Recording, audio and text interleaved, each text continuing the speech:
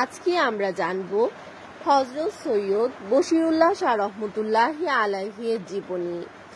হযরত সৈয়দ বশিরুল্লাহ শাহ রহমতুল্লাহি আলাইহির জন্ম 18 শতকের শেষার্ধে 12 আউলিয়ার পুণ্যভূমি চট্টগ্রাম নগরীতে তিনি জন্মগ্রহণ করেন।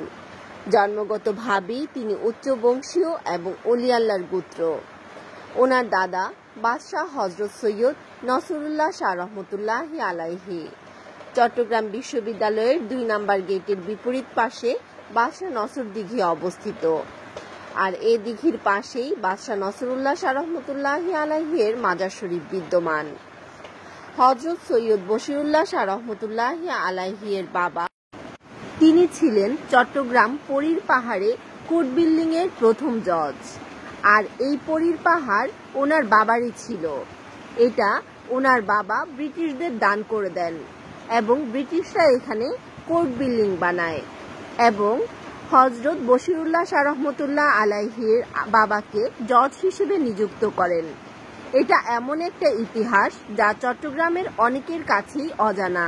চট্টগ্রাম বন্দর এখন যেখানে আছে তা 140 বছর আগে ব্রিটিশ আমলে নির্মিত। এটা সৈয়দ বশিরুল্লাহ শাহ রহমতুল্লাহি আলাইহির মায়ের একক সম্পত্তি ছিল।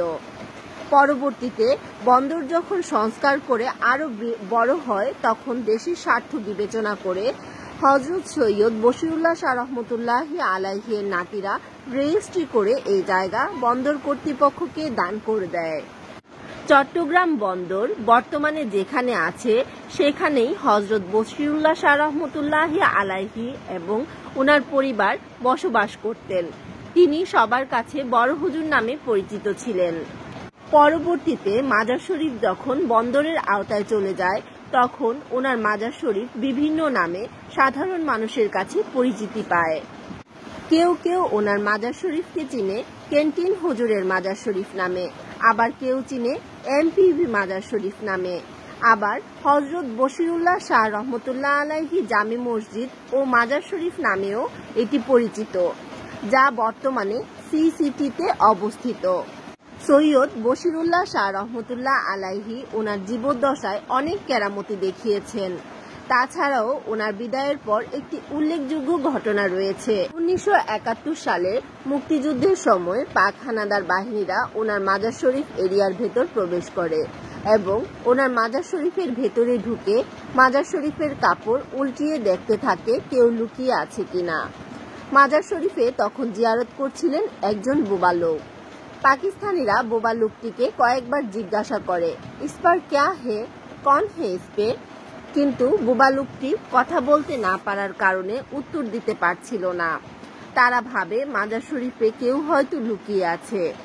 এই ভেবে তারা বোবা লোকটিকে কয়েকটা লাথি মারে, আর বোবা লোকটির জবান খুলে যায় এবং বোবা লোকটি বলতে থাকে, এটি একটি মাজার শরীফ, আমি জিয়ারত করতে এসেছিলাম, আমি বোবা, কথা বলতে পারতাম না, আপনারা আমাকে লাথি দেয় আর ওনার উসিলায় আমার জবান ফুটেছে।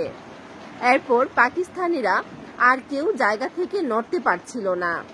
তারা যেখানে ছিল ঠিক এখানেই আটকে গিয়েছে।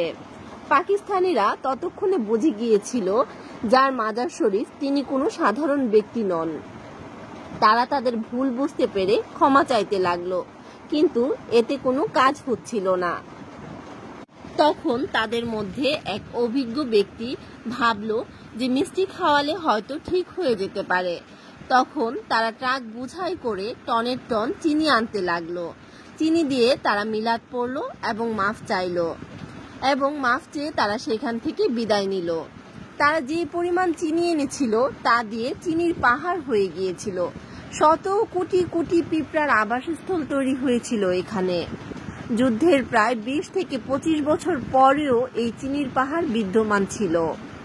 পরবর্তীতে 1991 সালের 29শে এপ্রিল চট্টগ্রামে যে ঝড় হয়েছিল তাতে চিনির পাহাড় অনেকটা নিঃশেষ হয়ে গিয়েছে। আরও একটি ঘটনা হলো, চায়নারা যখন চট্টগ্রাম বন্দরে ইয়ার্ড বানানোর জন্য আসে, তখন তারা উপলব্ধি করে যে এখানে একজন বুজুর্গ ব্যক্তি সমাহিত আছেন। তখন তারা মাজার শরীফটি সংরক্ষিত এলাকায় রেখে কাজ সম্পাদন করেন। বিশ্বস্ত সূত্রে জানা গিয়েছে বন্দর কর্তৃপক্ষের সংরক্ষণে 12 জন অলি আল্লাহর মাজার শরীফ বিদ্যমান আছে। এর মধ্যে উল্লেখযোগ্য হল বলি শাহ হুজুর আইসিডি, চুলা শাহ হুজুর সিকিউরিটি অফিস, বন্দর 4 নং গেট, এনসিটি মাজার শরীফ বা সিকল মাজার শরীফ। এই মাজার শরীফগুলো বন্দরের ভেতরে উল্লেখযোগ্য।